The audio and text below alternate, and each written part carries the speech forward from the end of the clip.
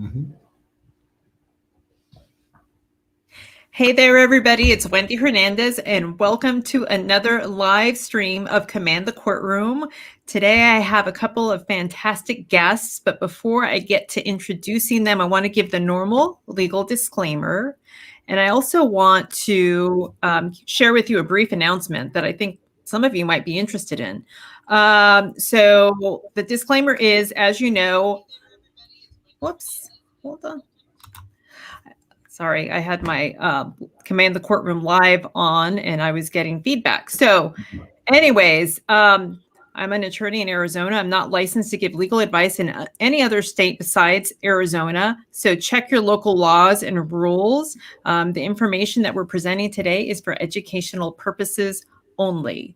So let me give you the quick introduction or the quick announcement. So I was contacted by a producer in California, and the producer is from Stage 29 Productions. This is the same production company that produces the Dr. Phil show. It's actually his production company. And they are producing a new family conflict television docuseries. Stage 29 Productions is looking for a family who may have a pressing issue that needs to be resolved, a clear problem that needs a solution. The producers are looking for families of all types with varying complicated problems that are prohibiting peace in your family's life. Is one family not speaking to another family member? Did you raise a spoiled and entitled child and now they're adults on their own and can't live without your help? Do you have a meddling mother-in-law? Do your kids hate your new spouse? Do you have a teen pregnancy and don't know what to do? Are you keeping a secret from your family and need help breaking it to them? Did you do a 23andMe or Ancestry test and found out info on your parents?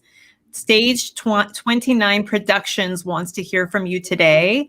Families are going to be selected soon, so time is of the essence. Submit your family now to, it's Paris, like Paris, France, Paris, Josh, JOSH 5 at gmail.com. So it's Paris, Josh 5, all one word, at gmail.com.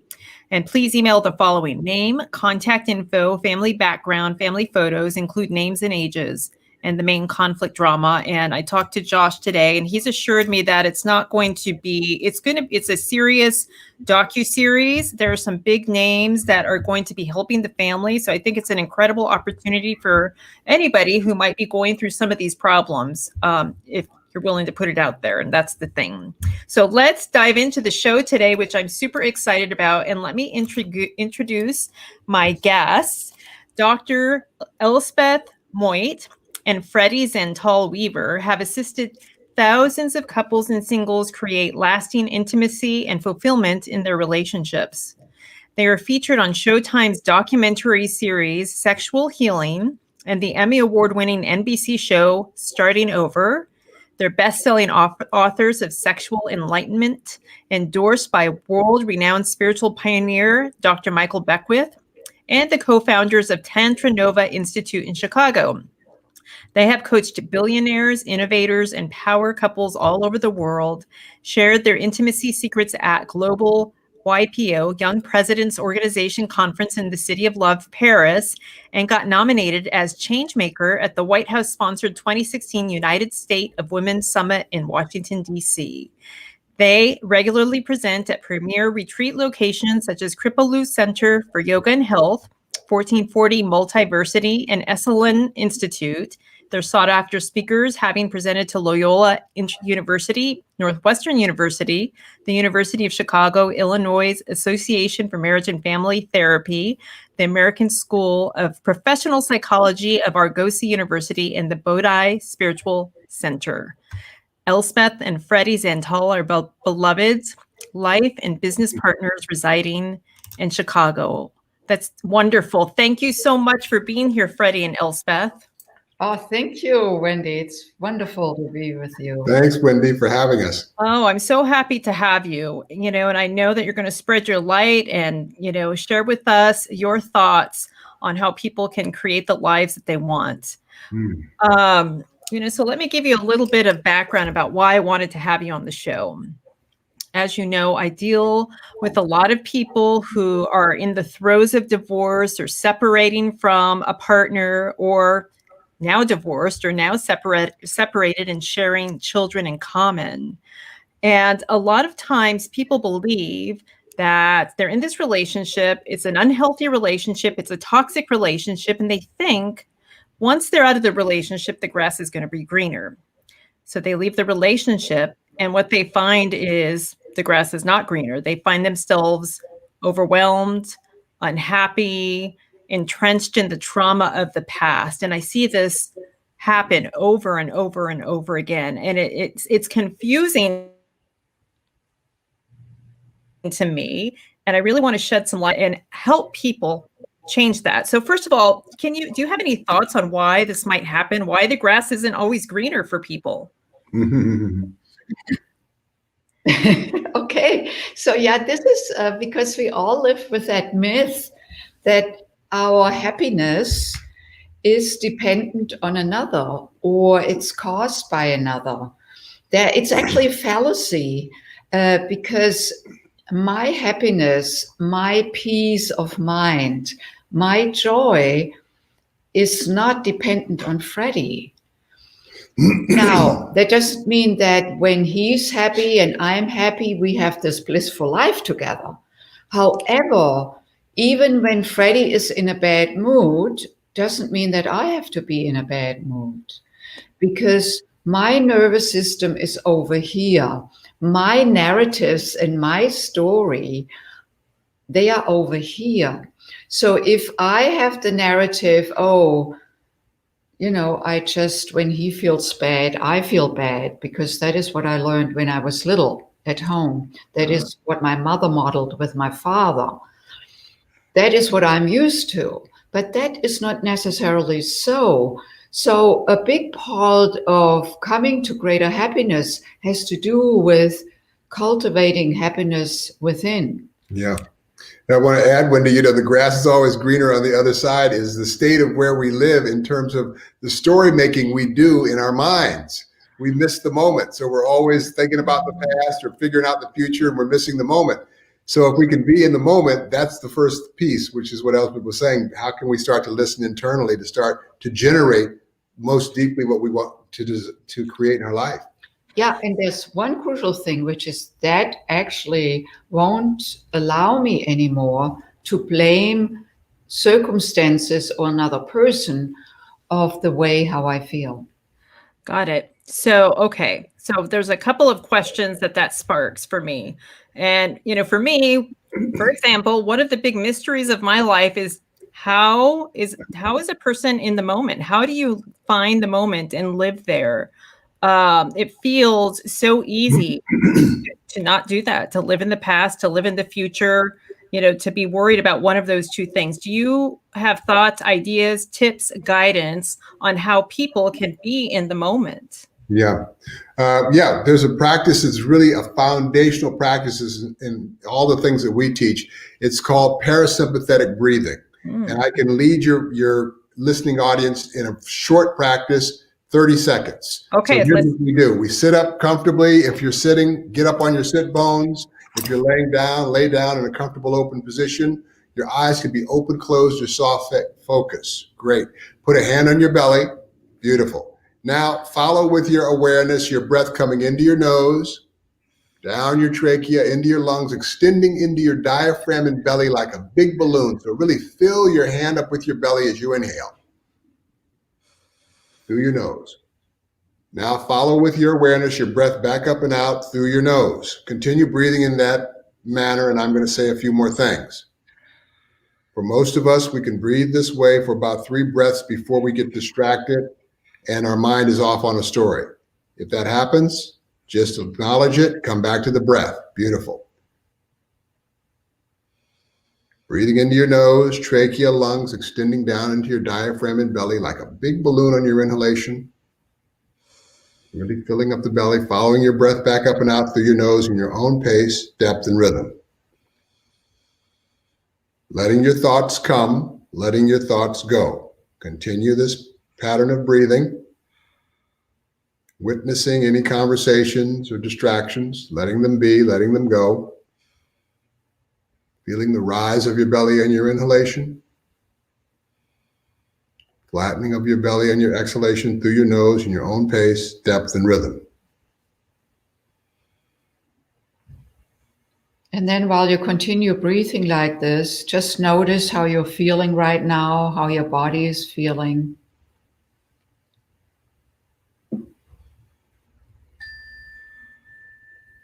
And then come back by opening your eyes and reorienting yourself in space. And Wendy, would you share a little bit how you feel right now? Oh, sure. Absolutely. I feel much more peaceful than I did before that short exercise. I feel more centered. I feel more grounded.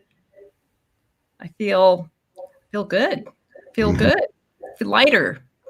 Yeah. So this is a foundational practice, and as you continue to do this, I said about three breaths before our mind gets busy. What happens is over a short period of time, you have longer and longer periods of time where you're just watching the thoughts go by. So you have a busy day, plane to catch tomorrow. Normally you might not be able to sleep, have to do something, fidgety, full of anxiety, anxiousness. In the meditative state, you're just watching the thought like a thought floating down the river without what I call the total felt sense of the thought. Yeah. And that's how you stay in that's how you begin to build the capacity to be in the moment more quickly. Because we all get lost in our thoughts and our stories and our emotions. This is the way to come back and stay grounded. So as we practice this breathing exercise, are you saying that will help us in our day-to-day lives to feel more centered, to feel more grounded, that we will start going there more often? Is that what you're saying? Yes. What this develops is the capacity to be a witness to our thoughts. Okay. Because in that breath, in that breathing, you had thoughts, what are we doing? How long is this going to go? And so on. So we start to develop the capacity to watch ourselves in the conversation that's creating the upset. Like in, say, the case of the couple who they've had a break, but they have the kids that they raised together. And when you get together, you're pissed off because he or she does always that same thing that really pisses you off. So as you continue to do this breathing practice, you watch that story that starts I'm pissed off at this person, and then you don't have you get a little bit of a pause from the total felt sense of that story. And so now you're starting to step a little bit away from how that stuff has you. Got it. So you are differentiating being in this conflict from witnessing, watching it as a kind of a observer. Am I getting that? Exactly. Okay. And so what's the benefit, because I know there is one. So I want you to tell me and the viewers what the benefit to being the witnesses for them. Yes. So you earlier said that we either live in the familiar past or the anticipated future. Mm-hmm. So we don't live in the moment, because in the moment, the past is gone. We just regurgitate it. Yes. Or we live already in fear or worry what's going to happen tomorrow. She may do the same thing. He may not show up again, or, Yes. So by becoming this observer and observing the moment, like, what do I feel right now? What do I notice? What do I think right now? Brings me into the present moment. And in that moment, then I can decide to further spin the thought or let the thought go. Or become aware, oh, wait a minute, I just made that up, that she's going to do the same thing tomorrow.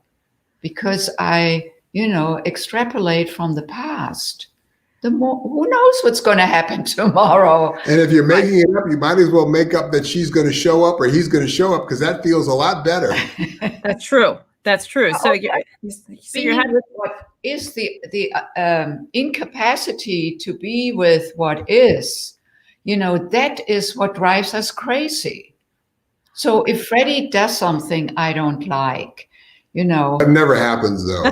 I was going to say, does it really? Well, something simple, but every time when it happens, I get this little jolt, like how he fills the dishwasher. Yeah, I have that issue. He just puts the stuff in just all over the place. Yeah. So I then open the door. Oh no, then I could either say something that really would muddle up the mood between the two of us.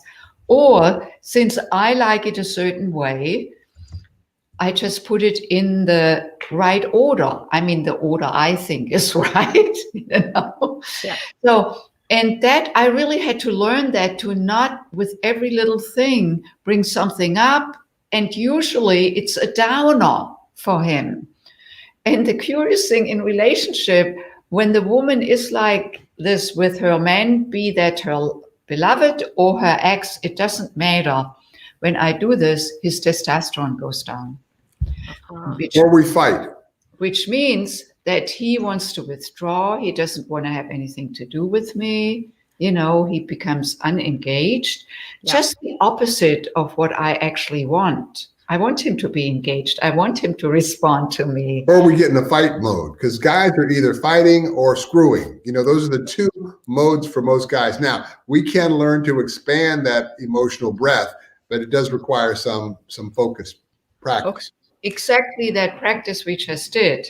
Yes. That seem very simple, but yet profound, because unless we cannot watch what's happening right now in my thoughts, in my emotions, and in my sensations in my body, when I feel like this. So when I notice that, I can choose actually to let my muscles go. Or if this anger came up, I can say, Elsbeth, are you committed to being angry, or are you committed to finding a resolution or to harmony or whatever it may be? I have a choice, but I cannot see the choice unless I drop into this moment of observation or witnessing.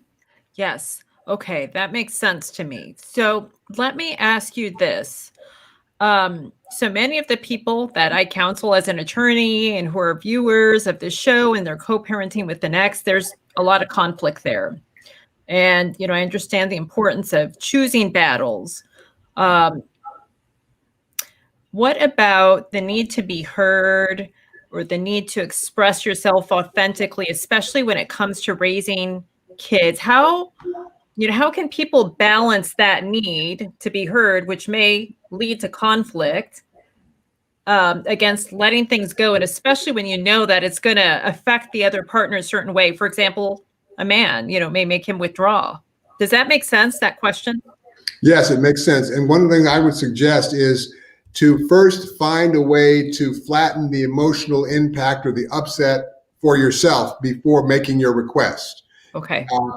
Get away from blaming the other. Now, these are concepts that are well known. It's how do we do them? And it does start, simply enough, with that belly breath and the witness, because to be able to manage our own emotional self when I don't want to make the other wrong about this thing that I have so much emotion about, it caused the breakup, it went on for years, it's going to hurt the kid, all the stuff we've got going on, to be able to make the request in a clear way and listen to creating it, believing that you can create it so. And that's really that's a self-management process and a practice. And then, go about visualizing that that's what's going to happen. It's just like going through law school or doing, riding, through the detour or doing anything that we just set out to do. It's not always going to be just, without, some kind of shift that we didn't expect. Obstacles. Yep. So it's being with the moment and just, continuing and being committed to creating what you're willing and what you're moving forward in doing.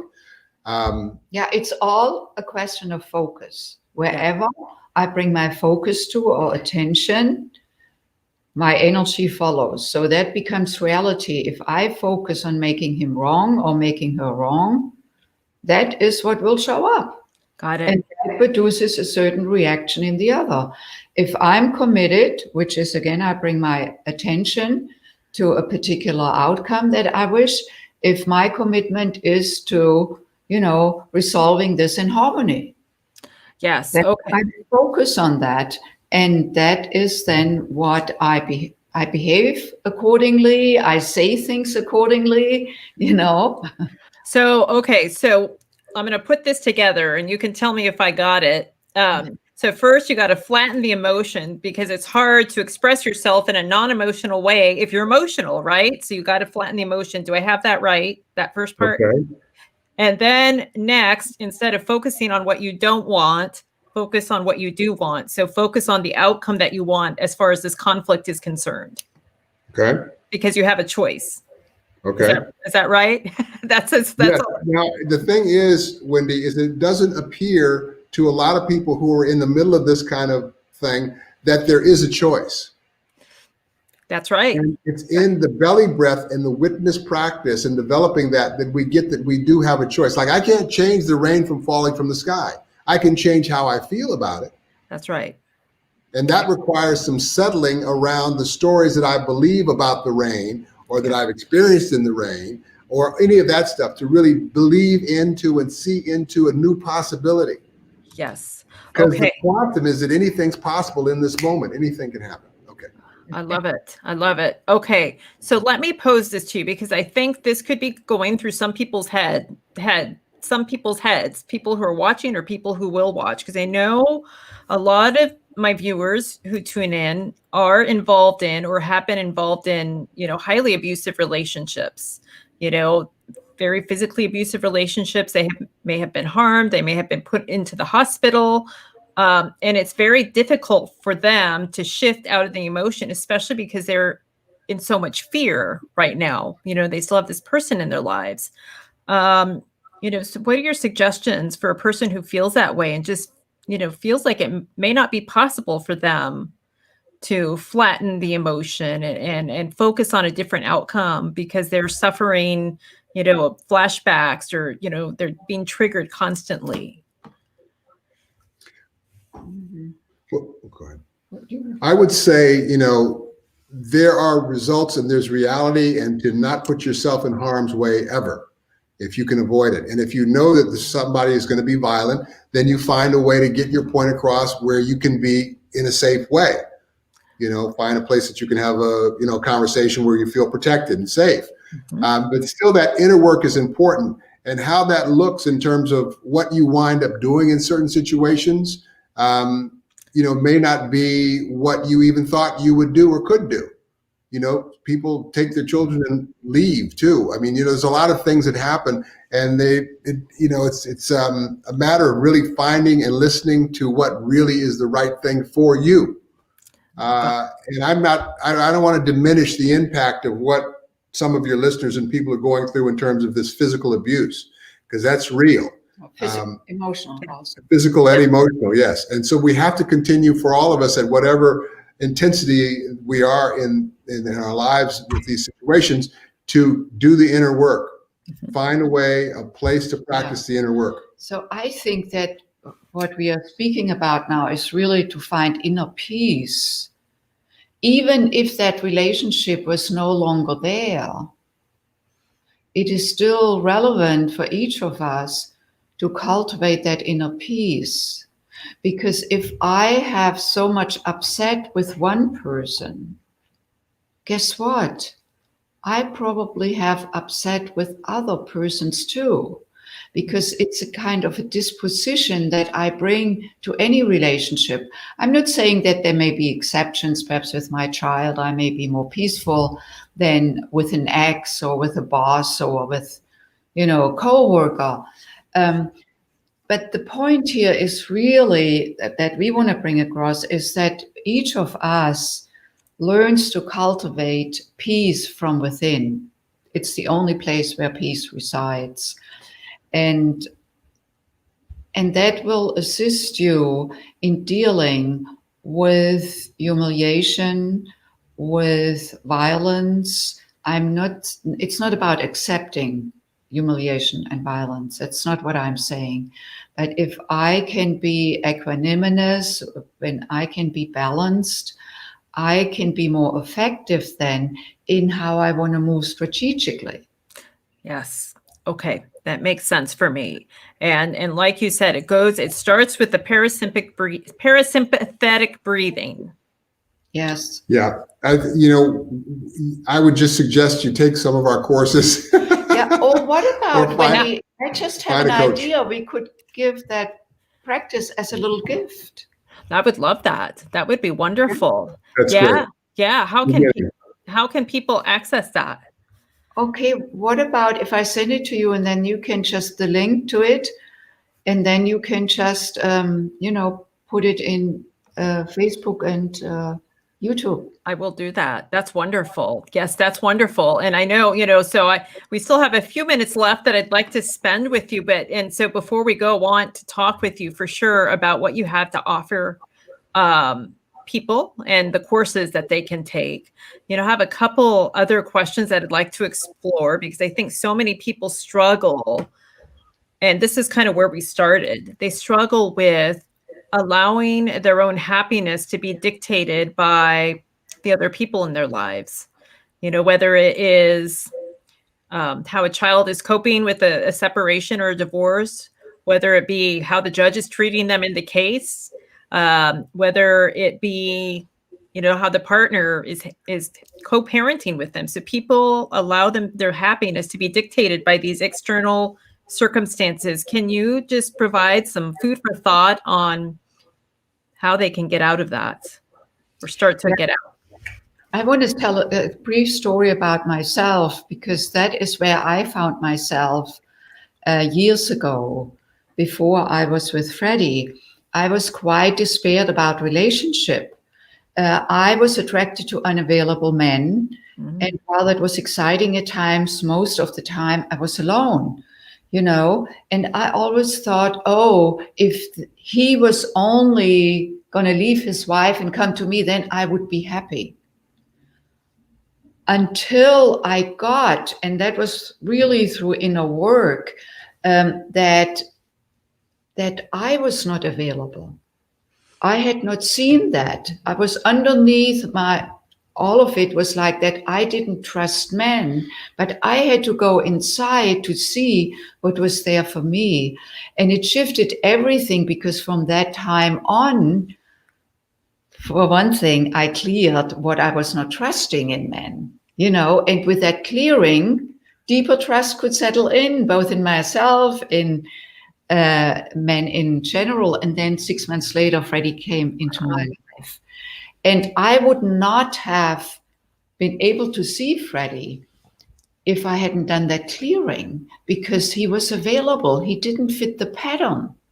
Yes. So the point I want to make is that by shifting inside and no longer seeing the environment or the people outside being responsible for what's over here, I could shift, and out of that shifting, I attracted a different kind of man into my life. That deep. This is how deep it is. Yes, I got it. Okay. So, and I appreciate that. And I understand, I've been through something similar in my life. And the deep work is essential for anybody, that's going through struggle. Let me ask you this, because you've done so much work, you're masters at what you do. Do you ever find yourselves in situations where somebody just really makes you angry and you want to blame, or are you human? Does that, Absolutely, Wendy. The stuff doesn't stop happening in our lives. It just doesn't stick around as long. Uh-huh. So if I get angry, it's authentic. We're animals. I get angry, or if I get sad, or if I get disappointed, or if I get, whatever it might be, it just doesn't keep spinning. Got it. I'm with the anger or the upset or whatever it is, authentically there in the moment. And then I can breathe and then choose what I want to do or say, or what my action is, without spinning and then a week later still getting angry and talk, Yeah, it makes sense, and well, gosh, I could see where this would benefit me, but also a lot of my clients, where they get the ugly email and then they're responding immediately, and then it ends up as an exhibit in court, and it's just, Yeah. So I think there are then also a few tricks we can do with ourselves, like the email. I used to do that too. Also when not only lovers, but also, just people who had an issue with me, who wrote a nasty email, and I went into rebuttaling. Never, even when a client is not, has some trouble or so, and then I let it sit, because in that sitting, my inner workings go, and I can relax, I can breathe, I can do the practice, and then I can look like the breathing practice, and then I can look at, okay, what would serve this person and me the best? Mm-hmm. Yeah, absolutely. And I think that's, something that in situations that are challenging, we all have to ask ourselves, especially the situations I deal with in family court. And, it's sometimes hard because, parents are parents and they want their kids all the time, especially when there's a breakup. And I don't think that people are always thinking about what would serve the children the best or the family the best. Yeah. But what I'm hearing you say is that if you're accessing that deep inner knowing, that maybe it might be clearer than it would be otherwise. Would you say that? It's a good place to go to choose the two of you. The best outcome for both is a good place to continue to keep striving towards in our, our quest, our automaticity for revenge or make wrong or all the things that we do as humans. I think the higher quality is to see how we can serve the whole, the many. Oh, I love that. That's beautiful. So that's wonderful. I think that's a wonderful note to end on, except I want you guys to share how you can help people, how you help people, what you have to offer. And, anybody who's listening to this that feels called to contact Freddy and Elsbeth, I would say do it. But tell us how we can get more of you. Yeah. So our website is called tantranova.com, TANTRANOVA.com, Tantranova, supernova. So we teach couples and individuals how to create love and intimacy consciously so that we can create it ongoingly. This is the big question of our times, with breakups, divorces, and I don't know what to do anymore. So imagine you could learn skills and ways of being with yourself and then with another that allows you to create intimacy and love. Learn the principles and practices for that none of us has learned. None of us. We didn't have a course in high school or college about it. Nope. And so we have workshops where couples can come to, individuals can come to. We also do one-on-one work. Now it's all on Zoom right now. And really people from all over the country, from all over the world come to us because it's a different kind of approach to, love and intimacy. We call it learning in action, where you learn through your body, through your heart, and through your spirit, through your consciousness, both within. And then we teach very particular couple practices where you can learn how to connect from the heart versus from here that is, much more prone to making wrong. How to drop into your heart, how to breathe together in synchronicity that we really come, I call it a rediscovery, Wendy, because we're really just sharing with people what they've forgotten. Yeah. Right. Why did we forget this? Why? What happened? Well, that's it right there. It's the why. Once we start, why is important because it's allowed us to figure out how to fly to the moon. But oftentimes a why just puts us in the analytical left brain. True. So why are you doing that? Why are you going outside? Because I'm going outside. And then, why? I want to know. Explain it. And then we got to, So the why sometimes is the problem. We're aware of our own existence, which is a blessing, and it's also a curse in that we got to remember just how to breathe and seeing ourselves and each other. And we're an evolving humanity, a consciousness. So this is all part of it. Yeah, it is. It's amazing, you guys and for all the listeners out there, if you've been through a terrible marriage or more than one terrible marriage or relationship, a toxic, nasty, ugly divorce, abusive, I want you to look at Freddy and Elsbeth and see what's possible, because, this is possible. This love is possible.